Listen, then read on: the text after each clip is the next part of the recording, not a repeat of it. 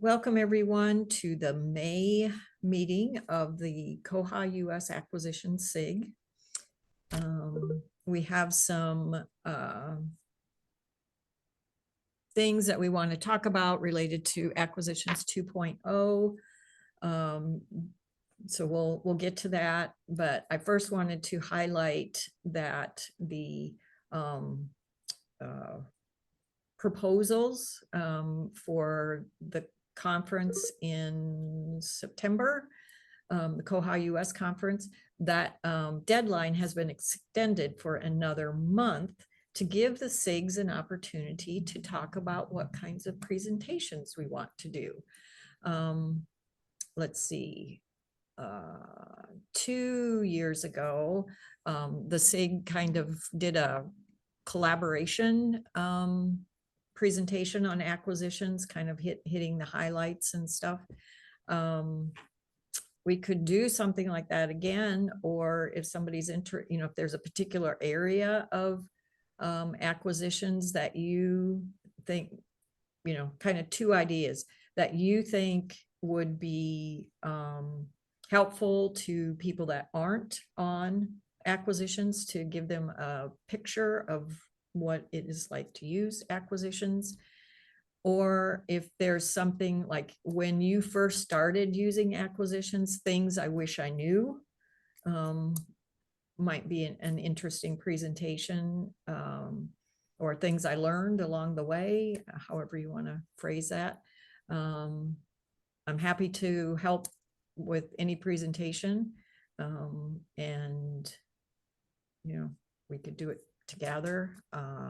Any burning desire out there to do a presentation on acquisitions? Or if you've not done a presentation before and you'd like to get this on your resume, we could do a joint thing, and kind of get you into the flow that way. So you can think about it. If you think of something by the time we're done with this meeting, we can talk. I've done presentations on acquisitions for a number of years, and I don't know, people might be sick of me hearing from me on this topic. But I definitely, worst case scenario, I would do a presentation on kind of the basics of acquisitions, because I think there's a lot of libraries that it seems that don't use acquisitions, that it just seems really scary. And so just to kind of explain what it is, what it can do for you, how it helps streamline some of your processes, whether you do non-EDI or EDI, all that information. So I'm not just hearing a whole lot of people excited about just maybe we could do, Rhonda, an acquisitions 2.0 overview, because hopefully by then we should have a good layout from our committee. Yes. Of what's happening. So we might be able to do either a lightning presentation or whatever. I didn't look to see what all the options are, but yeah, we should definitely do one to just give an update as to where the community's at with acquisitions 2.0. Okay. Yeah, that sounds like a really good idea. Okay. And yeah, because I was going to say by then the vendor thing might be in, but probably is. I don't know if it is yet.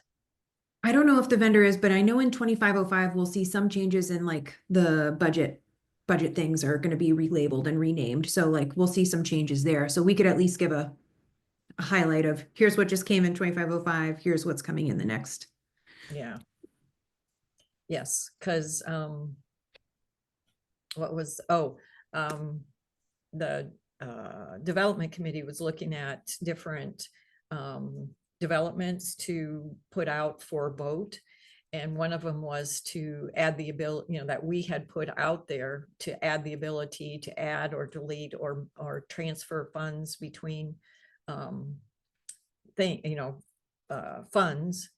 But that, and correct me if I'm wrong, Jessie, but I got the sense from what I saw that was kind of incorporated into 2.0 already. So my suggestion was not to put our, koha-US money behind that because it's already coming with the 2.0. It's okay. So yeah, because I was like, I kind of remember them going over that. And that will be a really nice thing, because we do end up, especially our fiscal year ends September 30th. So come July and August, we start futzing money around, we start moving, the nonfiction into the digital or whatever we start doing, so that we can get everything that we want and not leave any money on the table because it's use it or lose it. So we try and spend every dear penny. I was so proud of myself one year. I got our digital budget down to like $1. I was like, yes. Finance was quite impressed too. They'd never seen that before.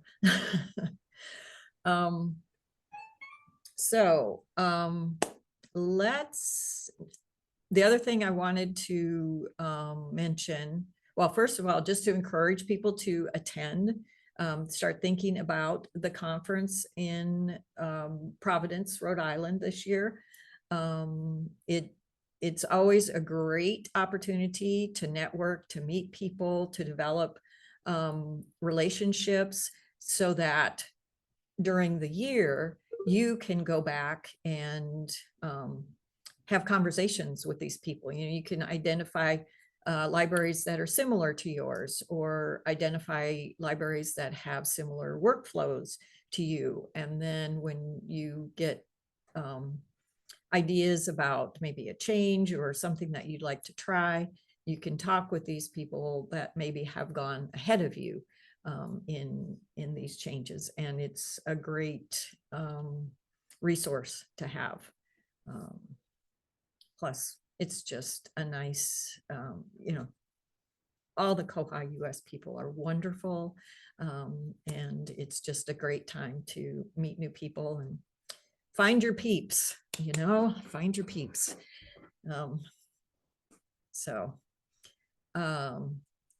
Then I wanted to ask if anybody had a question that they wanted to ask the group, if you were working through something, if there's anything that you wanted to talk about before we get into the 2.0 stuff.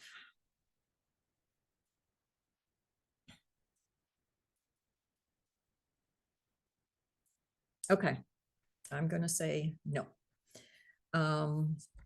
So what we,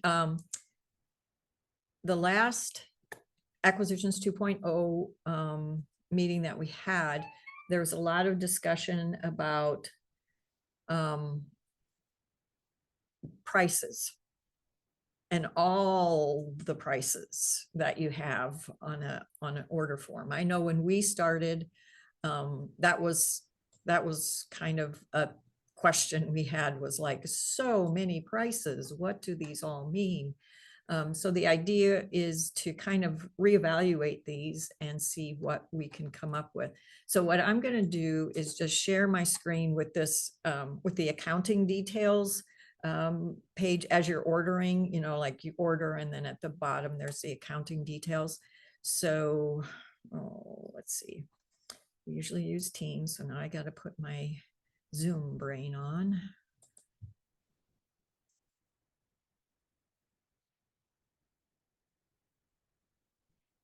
All right, how did I do? Oh, it looks like I got the right screen. Okay, so this is the accounting details thing. So there's the vendor price, there's the retail price, there's the replacement cost, there's the budgeted cost, there's the actual cost. Lots of different prices in here. So the suggestion, or I guess I'm just going to go through these notes, and as we come across stuff, if you've got additional questions, to please jump in. All right, so they're thinking, okay, when you see vendor price, what does that mean to you?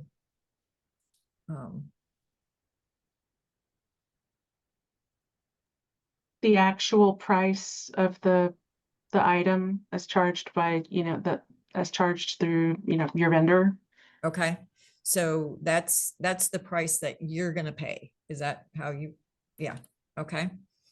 All right. And then we have the retail price, which is, I don't have a book here. Oh, I do. It's usually that little price on the back cover, which this one, oh yeah, $24.95. That's the retail price. That's the price that they want. And then there's the budgeted cost. And then it does say tax exclusive there. The budgeted cost is the retail price minus any discounts. So it would be this price minus what you put in here. And that discount is a percentage. So, or yeah, there's this discount. Jessie, do you know, I never really thought about this, but when you set up your vendor, you put a discount price in there. Yes. As along the line. Is this an override for that? Or is this for those things that you don't really have? If you enter, let's say, a 30% discount in your vendor, it will automatically populate into this field from the vendor record. If there's nothing in the vendor record, then it'll be blank. And you can put it in as like, oh, it's back to school, we're getting a 15% discount. Right. Okay. Okay. So yeah, I am on the koha-US site here. So I think I used Amazon, so there's probably no discount set up in there. That explains that. Okay. So so those are kind of the definitions, the working definition. So the vendor price, they're thinking of calling that, price. Just this is the price of the book. And then the retail price is, oh, that was the question. So this retail price here is editable. I can't say that word right now. Editable. And the question came up is, should this be something that people can edit? And kind of wanted to hear from people who are using this. Do you edit your retail price ever? Or is it just something that just Currently we do, okay. because we sort of have to manually enter pricing. We don't have there's been issues with automatic updating of pricing to the correct pricing. So okay, we edit quite a bit. Okay, so are you EDI or not? Yes, we are EDI. You are EDI. So when your when that field gets filled from the vendor, not always correct. Is that not always correctly? In my experience, yeah. Okay. Okay. It's been getting better, but yeah, I've had to edit it quite extensively in the past. Okay. Okay. What are people using the retail price for? Because we have our budgeted costs, obviously, that comes out of our budget in Koha, and then the replacement cost is what we charge the patron if they lose the item. So what significance is the retail price to anyone?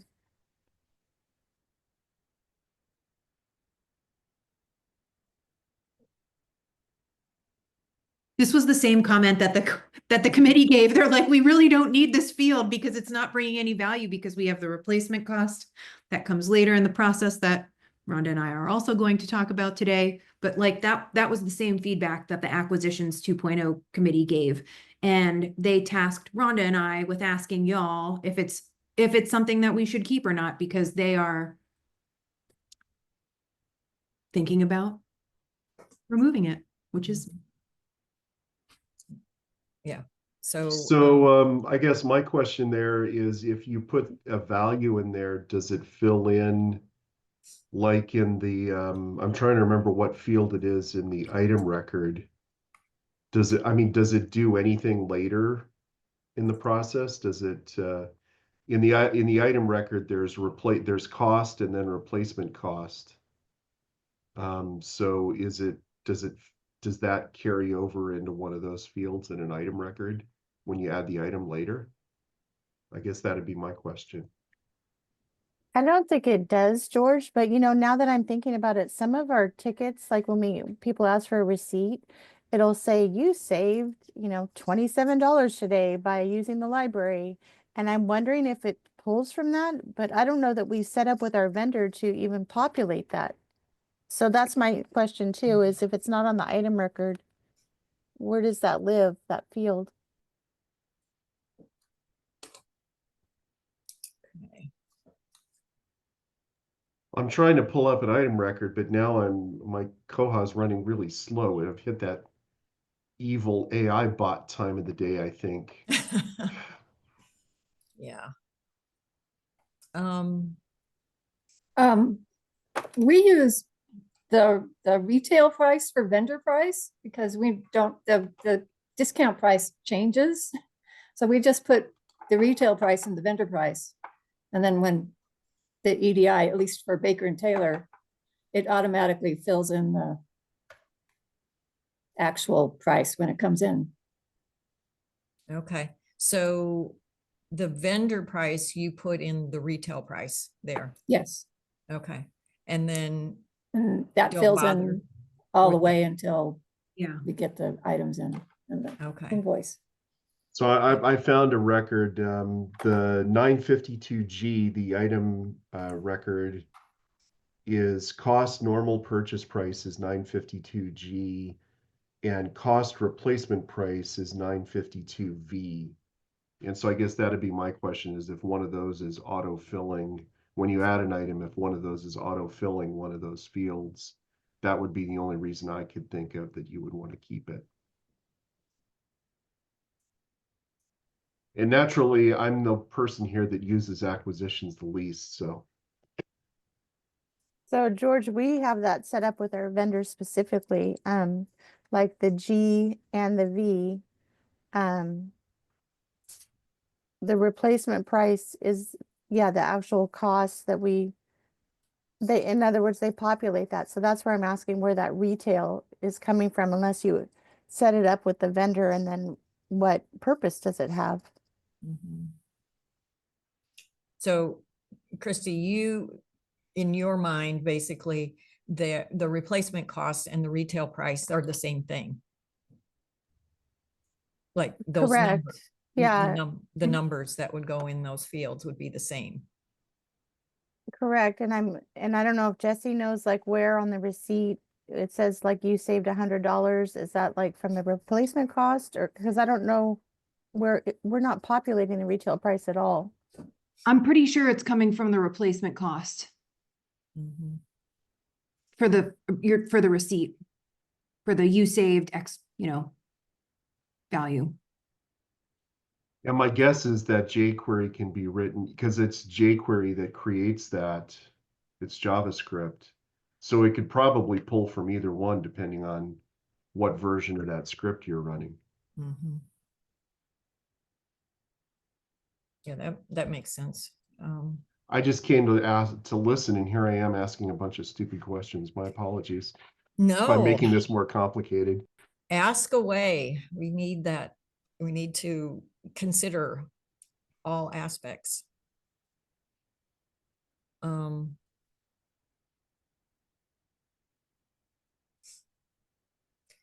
Yeah. So yeah, the retail price there, That's. So what I'm hearing is if we took retail price away, no one would be upset. Far as I know, I don't have anything in my items to order field or anything like that. The only ones I'm concerned about are, like George said, subfield G and V that are coming in from the vendor. From the vendor, and those Yeah. are going into the item thing. And okay, so if we, all right, I'm gonna find space on my desk. I'm gonna add this item and just see what we can, oh, this is a fake item. Title. It's the only required field. Not for long. You always have to make sure that says ordered, and we're going to say it is a, where's the book? It's a book, and I'm going to leave everything else blank. And then say it's a fiction book. Now, if I put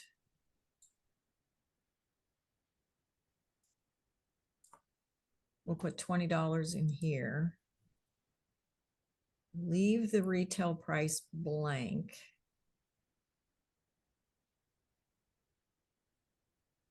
I'm gonna put,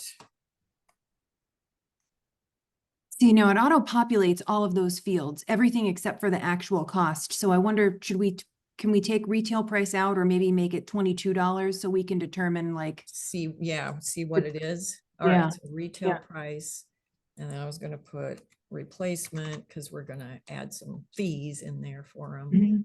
And then budgeted cost.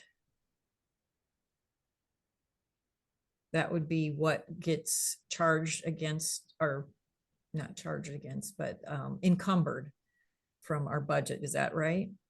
That's right. So budgeted cost is the retail price minus the discount. Okay, let me put a 15% discount in here. Okay, Now, look what it did, Rhonda, when you put that Yep. 50% discount in. it changed Yeah. this number right here, Yep.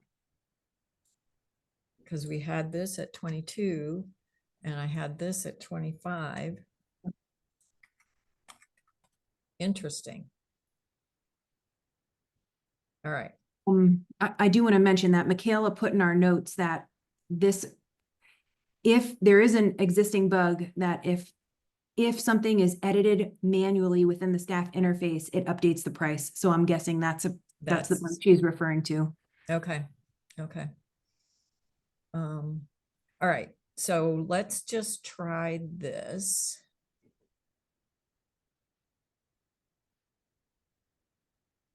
Okay. Yeah, this was the one I did.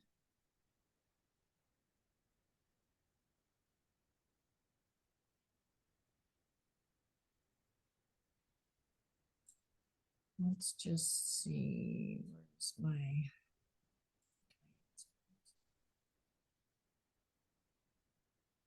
Oh. Okay, so that did not, Oh, try doing it that way. That should take us right into that specific one. There we go. So not until probably we receive it, maybe will it update that information? yep, I think that's right. So these, what was it, G, the cost, Mhm. normal purchase price, and V, cost replacement price, those are the two that Yeah. we're looking at, wondering where they get filled in from. Mhm. Um, So those get filled in whether I enter it manually or we receive we download the records via EDI. I'm not sure what the discrepancy is, but while you were doing that, I would like to note, because I imported a file from our vendor, an order file, and there is no record of a retail price when I'm importing. Like there's no field for retail price even existing in Koha. I don't know if you want me to share my screen or. Sure, let's do that. I'm stopping. Okay.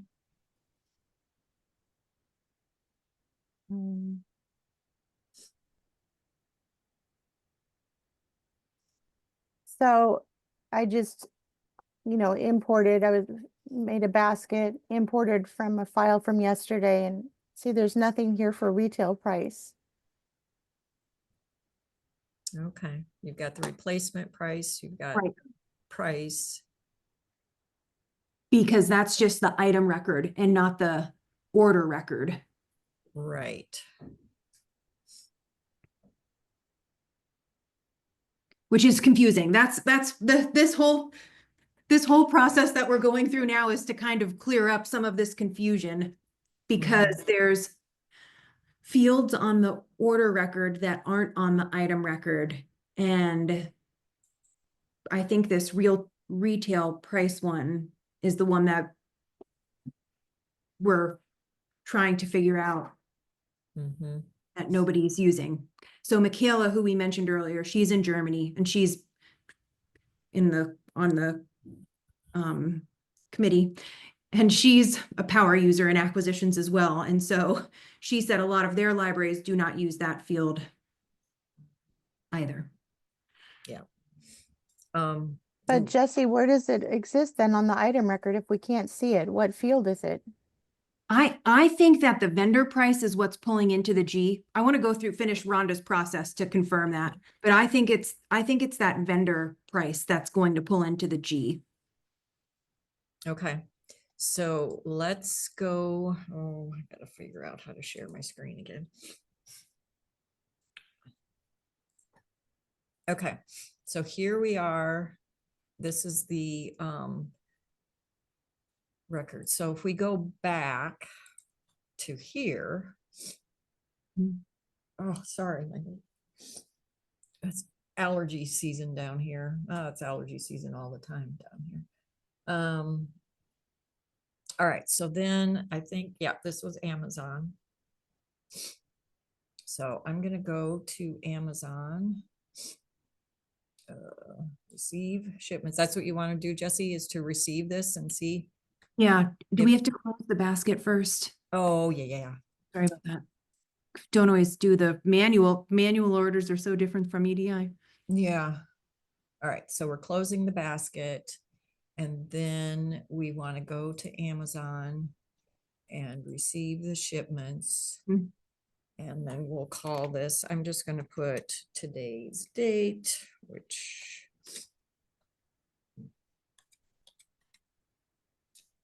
whatever. All right, next. All right, so we've got these 3 titles in our basket. We want to receive this one.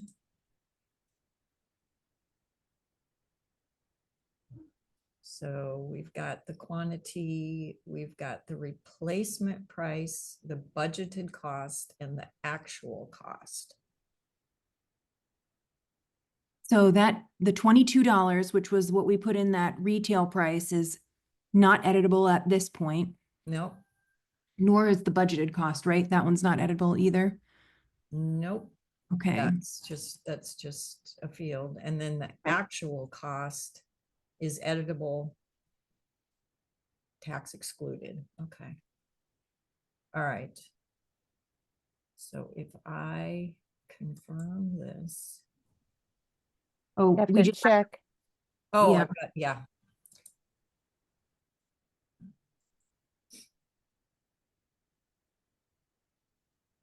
Okay. Oop. All right, so here's the one that we received, and it's charging us the budgeted cost. Yeah, I don't see the retail cost anywhere. Rhonda,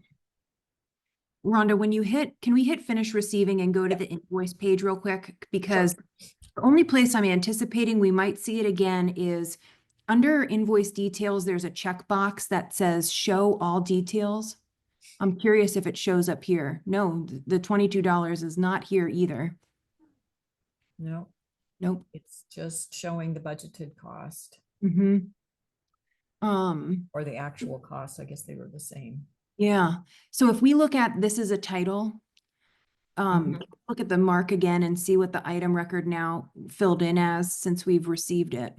Okay.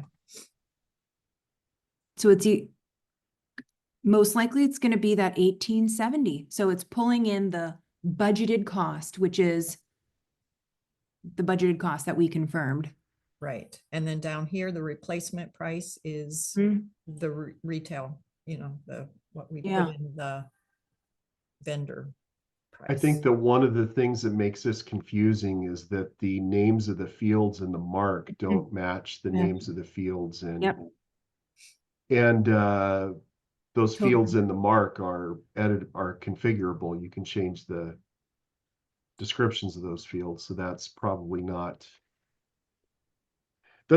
helpful in the grand scheme of things. Yeah. I'm going to put that in our notes, George. Thank you for saying that. It would be helpful if the order record fields matched the item record fields for consistency. At least at the default level, if the default mark could match the default or the default acquisitions if the acquisitions could match the default mark, I guess is the way to say that.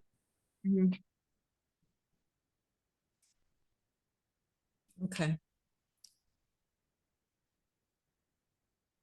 So I think we're seeing that retail price is not really necessary. Which would be great because I know when we first started, I was like, what are all these prices doing here?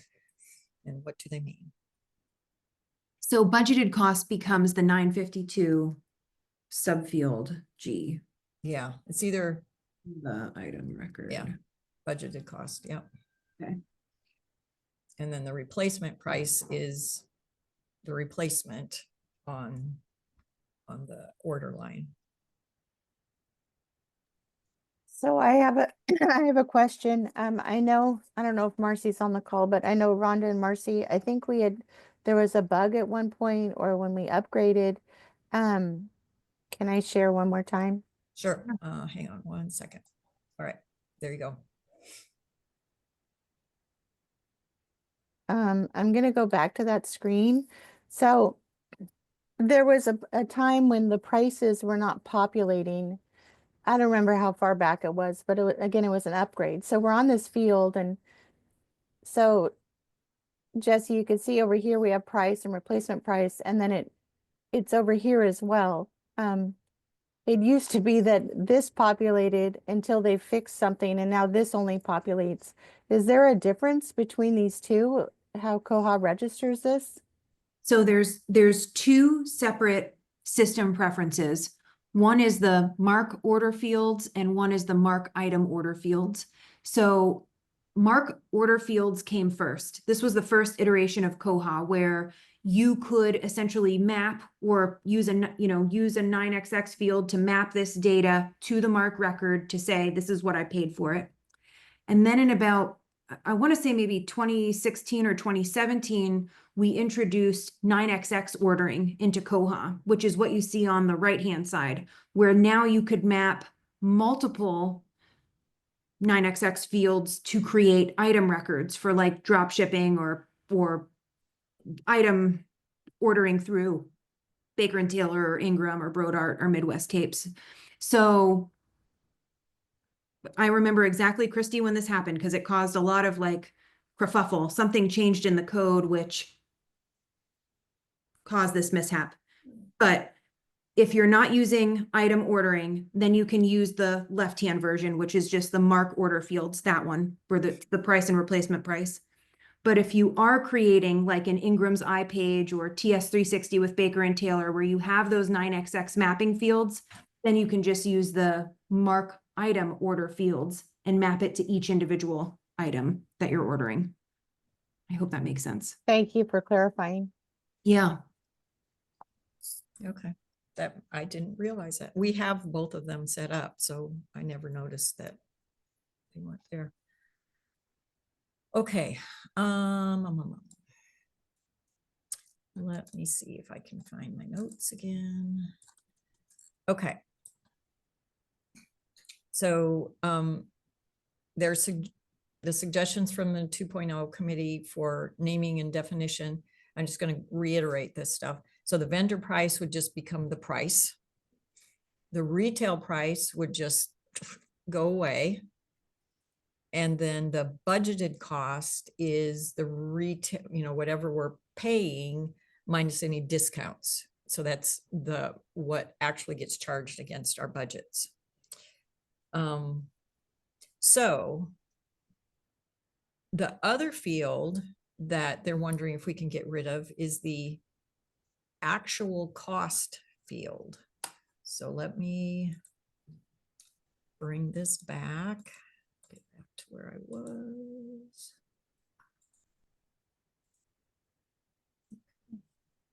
It's far afield. Come on. Okay. No, that's not it. Okay. Let me share this. A minute.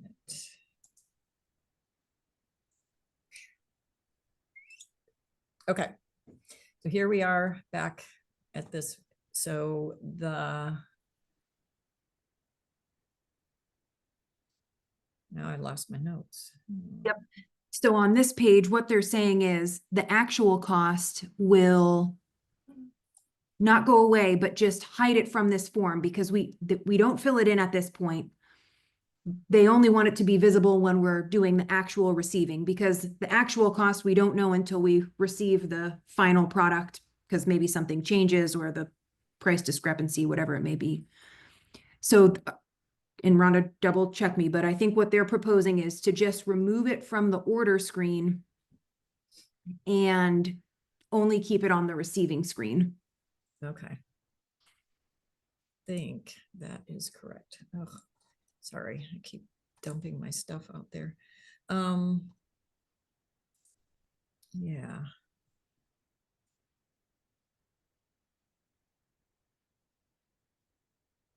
Yeah, I know one point when we were doing non-EDI orders, we used actual cost field a lot for receiving material, so that works for us.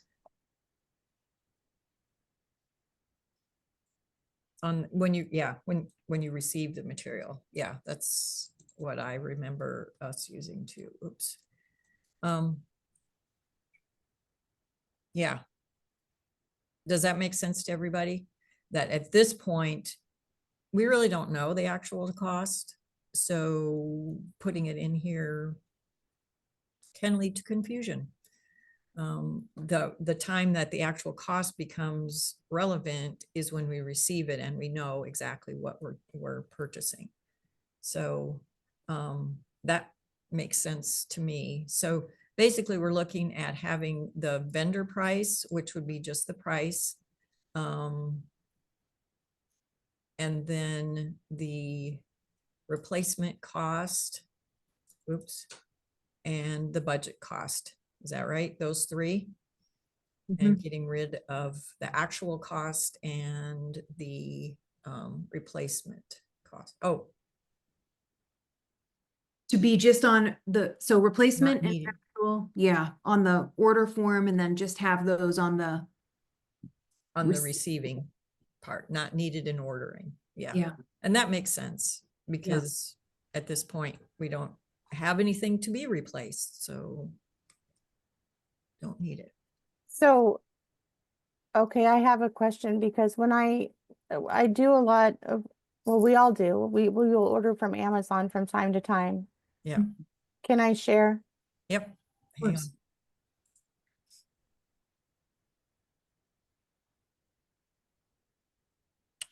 Okay, so I just put in some random thing up here. Okay, so I'm ordering, and what I usually do is I put in our costs.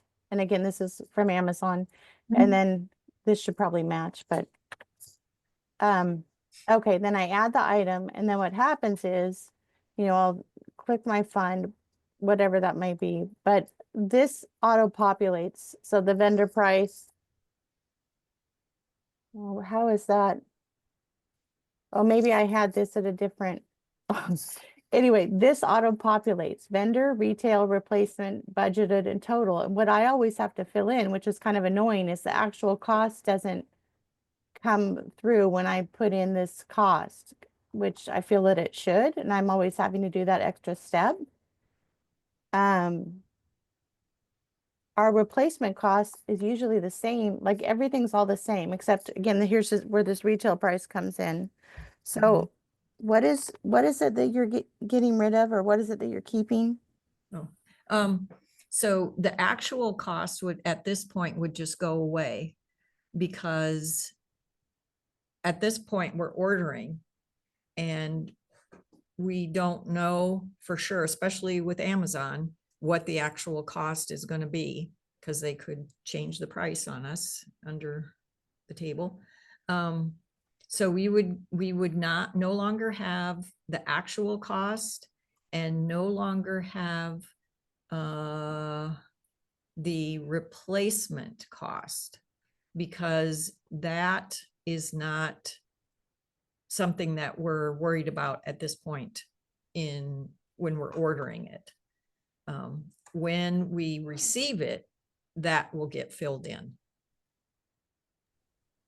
So I'd like to express that Okay. when I have these filled in, this makes it easier. Like some days I have a ton of books, as we all do, to receive. I make sure in this process, first of all, Amazon usually doesn't change prices on us. I mean, it's very rare. And if so, I will change it obviously when I receive it. So usually the actual cost is correct, and then the replacement cost is correct as well. So if they're not here when I receive it, it's going to cause me extra work to have to populate those when I receive it. No, because they will get populated when you receive. You're just not going to see it when you order. But I'm not Okay. ordering EDI, so how is it going to populate? It will have the retail price, and it will, let's see, okay. So it will have the retail price, and then the actual cost is, this says, if you have, what is that field? Calculate fund values, including tax. If you have that set to do, or whatever it is, the actual cost will include your tax when you calculate it. So it's going to have the main numbers of the major number, like what is the retail price and what is the vendor price. I think that's it, right? Those are the two. And then from that, Koha can calculate all the rest of the information, because it's going to have your discount, and it's going to have your tax rate and everything. So at the time of receiving, it will populate all that information. So I thought we were getting rid of the retail price.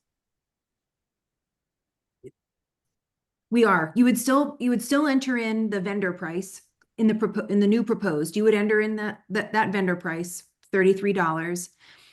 If you have a discount, you would enter in the discount. Replacement cost and actual cost would only go away on the order form.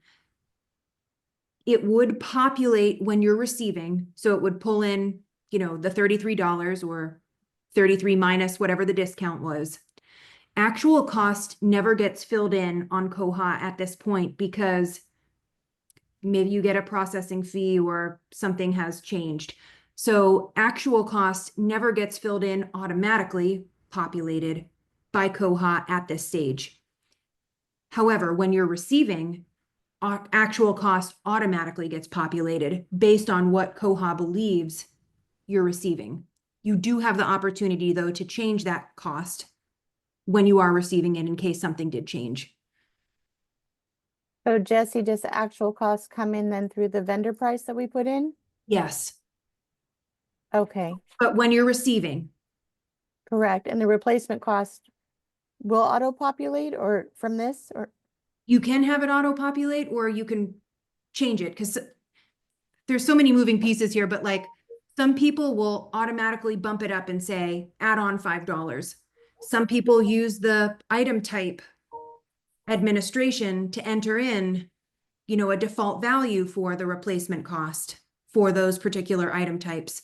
So you can either enter it manually or you can let Koha's system preference in the I shouldn't say system preference, the item type administration, enter that in for replacement price.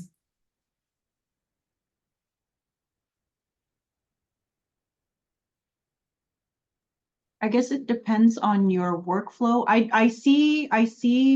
don't see a need for actual cost in the order form for sure. So I'm good with that. The replacement cost, I think we put it in there so we don't have to fill it out in the receiving part because that's usually when it populates again. So it depends on where you do most of your like minute, like little edits and stuff like that. So but if it still pops up in the receiving, I don't see a big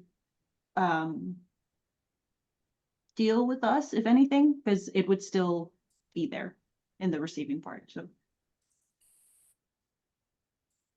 Rhonda, I've been writing down all of these notes of what feedback people have been saying. So I'm going to Okay, put that down for both the actual cost and the replacement cost.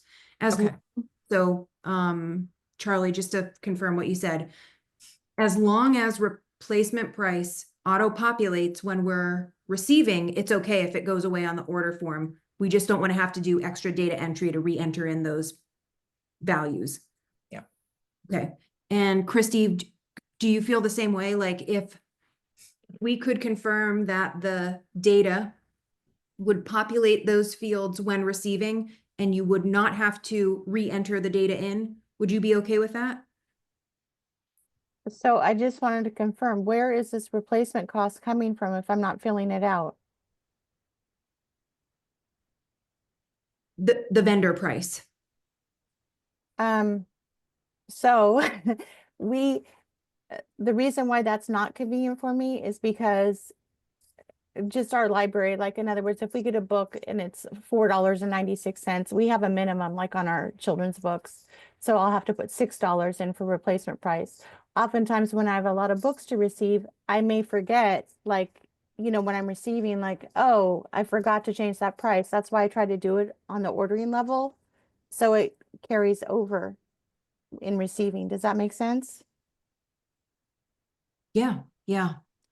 We can pass this feedback on and Yep. to the group and just say people are, you know, entering the replacement value and then because it saves them time on the receiving. So we can look, Rhonda and I both said we want to come and ask what y'all do because, you know, yeah, we did everyone's not want feedback to. matters, right? We did not want to speak for everyone because Yeah. I know everybody has their own little ways of doing stuff. Because I don't know if some people actually add, you know, like the replacement price is the vendor price plus $5 in processing or something like that. I don't know if anybody does that kind of thing. That was kind of what I was thinking. But what you're saying, Christie, is you have a minimum price. So that anything below $6, any book below $6 is just going to get charged $6. Correct. And could I live without it? Yes, but I'm just afraid that, you know, how you try to catch yourself. So that usually when I'm ordering, I'll see it on most of them. And even when I'm doing EDI ordering, sometimes, you know, I'll get something from our vendor and I'll be like, oh, that price is too low. And I'll change it on the ordering level. So that way, when it comes in, it doesn't actually change. The replacement price stays from the ordering level for EDI as well. Okay, that's good feedback. That's what we're looking for. Okay. All right. All right. They had a question The following fields in the database are not filled in as far as we know. Can you confirm? So, good Lord. Oh, okay. Tax rate BAK is one field. So which table, Jessie, do you know which table this is? Hold on, I can find out. I'm gonna pull up the system preference though first, so we can look at that. Oh, okay, okay. Give me a sec here, so.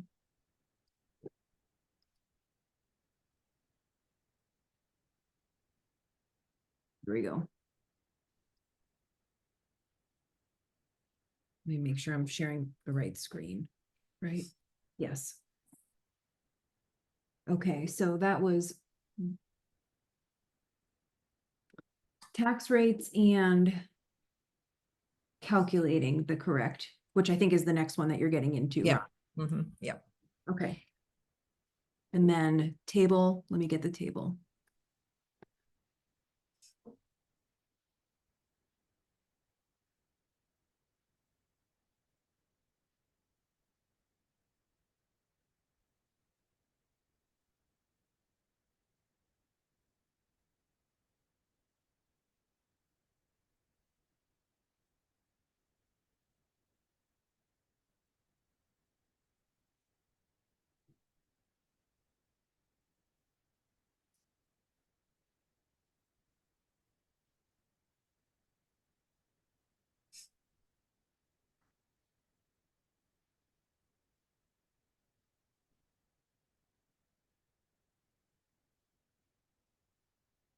I think it's in the AC orders.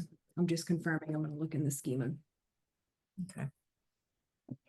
Yeah, so there's a couple of fields that, as far as the people on the committee, nobody had data in there. So it's tax underscore rate underscore BAK, and then tax underscore value underscore BAK. And then there was budget date. And then the sort fields, that's per library, right? So I did get information from Daphne that their libraries use those sort fields, and they would be happy to have more. Okay. So where does this live? I know, Jessie, you were pulling up an admin, but what fields are we talking about getting rid of? Where Jessie's looking for them in the so Christie, do you use the sort 1 and sort 2 for acquisitions, or off cat? I don't know what that is. That different from the acquisitions one? I'm not familiar with what you're talking about, so I'm not sure if I use them. Okay. Where's, I lost my, oh, here. All right, so on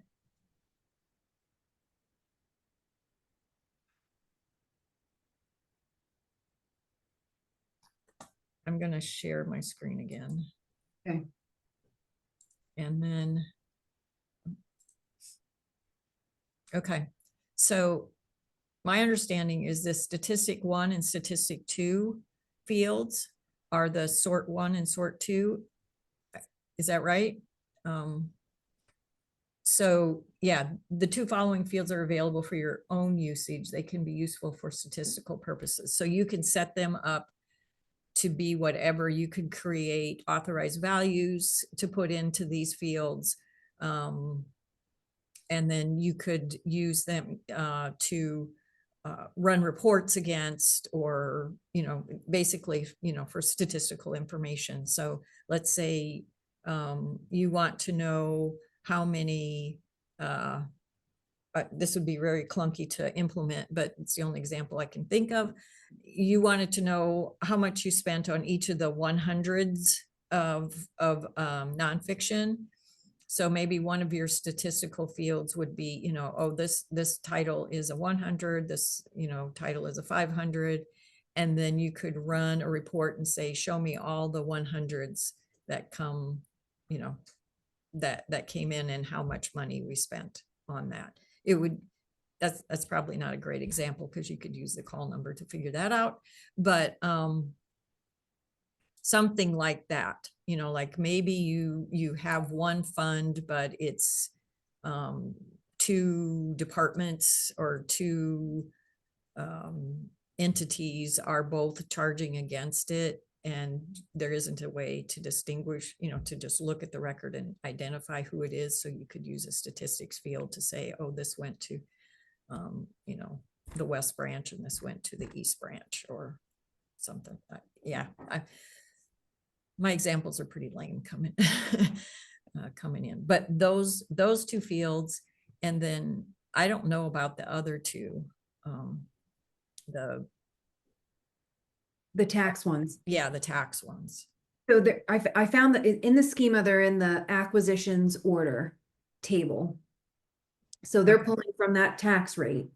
And I think what I remember from our meeting is that tax _ BAK1 was from an older version of koha.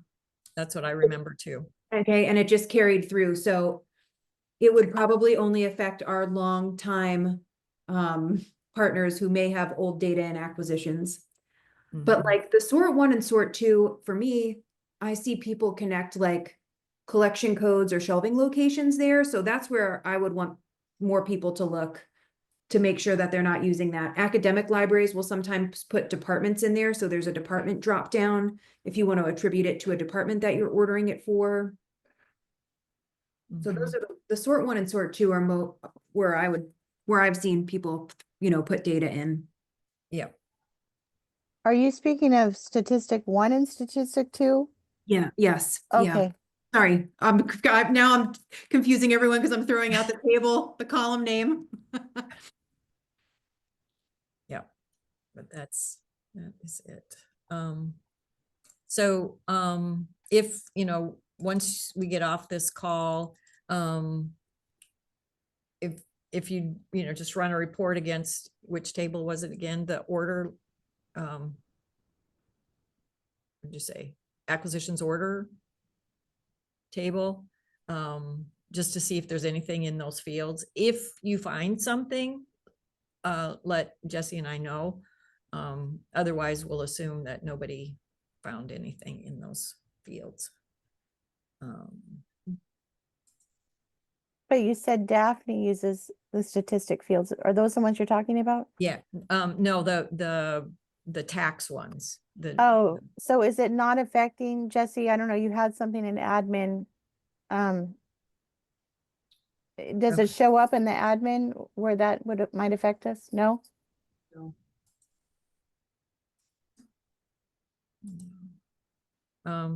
Let me find I keep losing my, come on.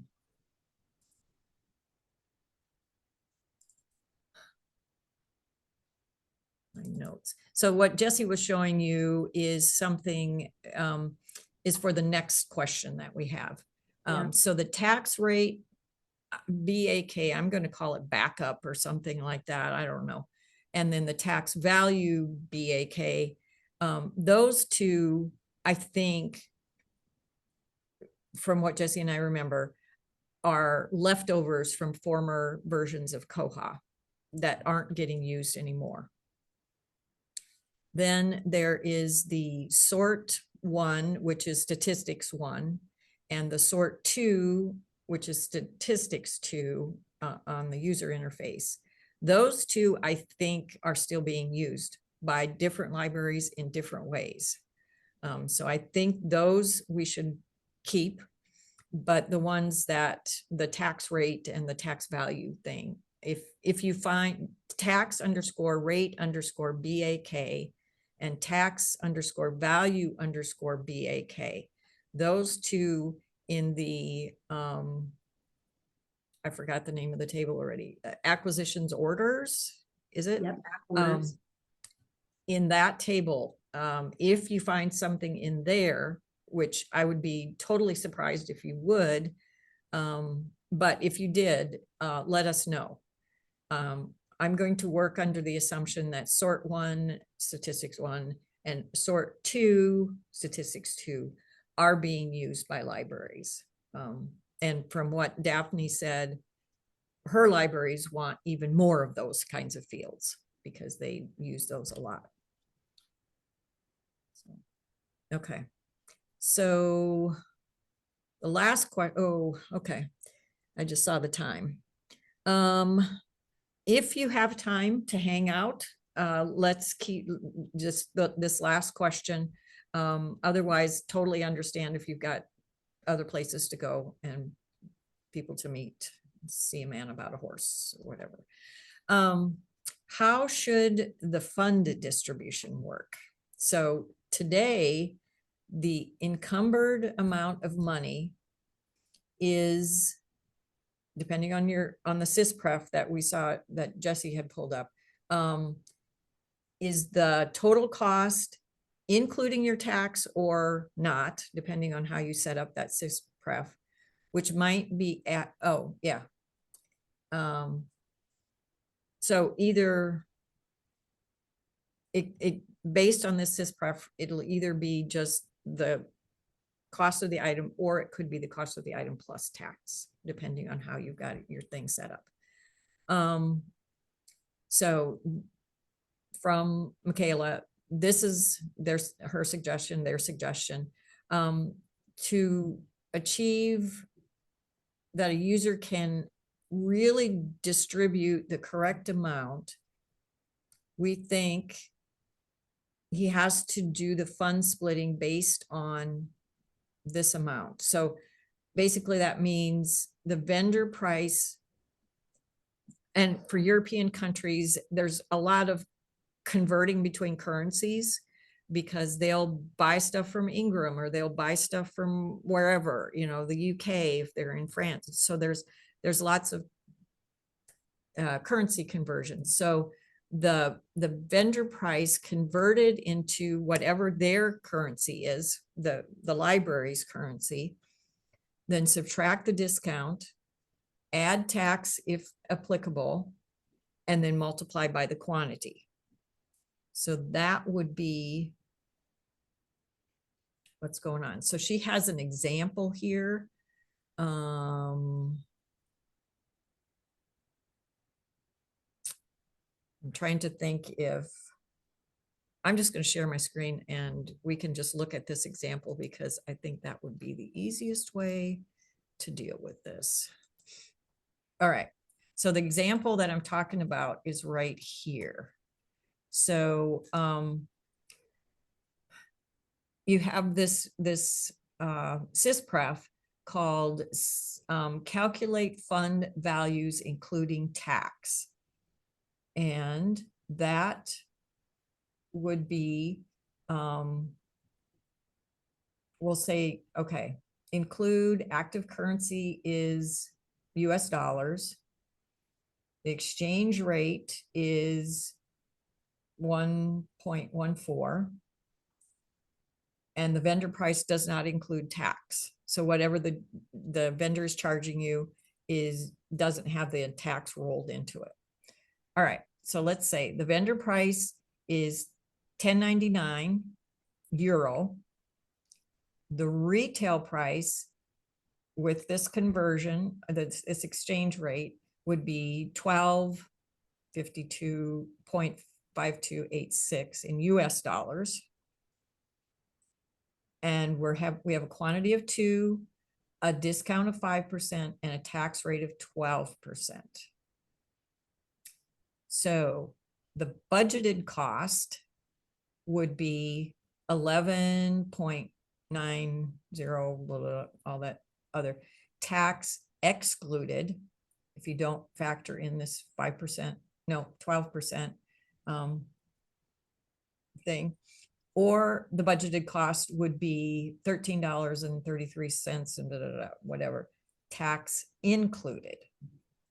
So if you have your SysPref set to include tax, the total cost, tax included, would be $26.66. That's 2 times 13 right here. So this amount would be encumbered, but is not visible today on the order form. This is the amount that a user would have to split in a fund distribution. So, Jessie, is there anything to clarify what I said? The one thing I do want to mention is that in our committee meeting, we believe that this might affect California libraries, like where you might have this different than other states. So this would be one where if you're from a California library, double check to see what you have in that system preference, you know, to verify these changes. So I'm not even understanding what the change is. I'm sorry. I mean, I can read it, but what are you proposing? Yeah, go ahead, Jessie. I was going to say, maybe it would just be helpful if we sent an email out to the acquisition SIG, just talking about what we discussed today and saying, this is what the proposed change is, and this is what it would affect. And maybe that would help. Christie, we can do that. I think that would. Yeah.